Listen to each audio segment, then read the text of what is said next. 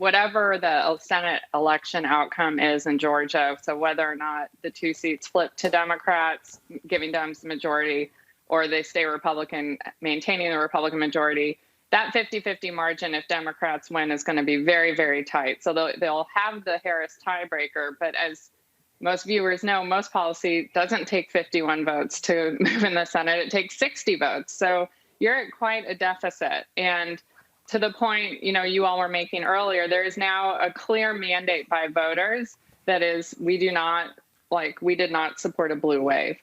Nevertheless, the party that can control the Senate floor has a lot of power. They get to pick what bills come to the floor, and the Republicans would be much more likely not to let Biden preferred policies even hit the floor.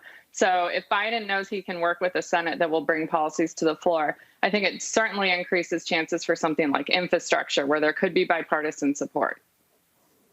It is, Jimmy, you're big on history like I am, and I know we get all worked up in the moment. We're like, oh, it's unbelievable. It's actually not even going to be one of the top 10 closest elections of all time for the presidency. I think it's going to be 14th if things ended the way they are today. Hard to believe, but true. The 14th, after all that, it wasn't really even that narrow. We look at the House, right? We had GOP gaining seats there. The Senate will end up 50-50 at worst. For the GOP, it was a purple tide more than a blue wave, would you say? Right. I think it's the sort of wave that is going to bring in a lot of gridlock. But I don't think it has to be all gridlock. I think, as we said earlier, we're not going to get big tax increases. Republicans, if they hold the Senate after these elections, they are not going to vote for higher taxes. What they might vote for is extending the Trump tax cuts to give Biden some wins on infrastructure or other kinds of investment plans. I think that could happen. But if Mitch McConnell has his way, we are not getting higher taxes, even in exchange as part of a deal, maybe slightly bumping up. But Jimmy, I don't think. What if both of the let's say we go to the runoff, in both seats go to the runoff in Georgia. Let's say they both flip blue because it's 2020. You never know what's going to happen, right? All assumptions are out. The betting markets, which, by the way, are wrong, just like the polls, by the way. They should just listen to us on the road. Let's say they both go blue. You're 50-50. But listen, we focus on the Senate. No, the House just got narrower, too. And I don't think all those districts that they won in 2018, the so-called Whole Foods districts, are also going to be for a bunch of tax increases. So even if Democrats end up taking the Senate, I think in that scenario, you might get some tax increases, but it's certainly nowhere close to what some of us were talking about before the election. That blue wave had happened, which it didn't.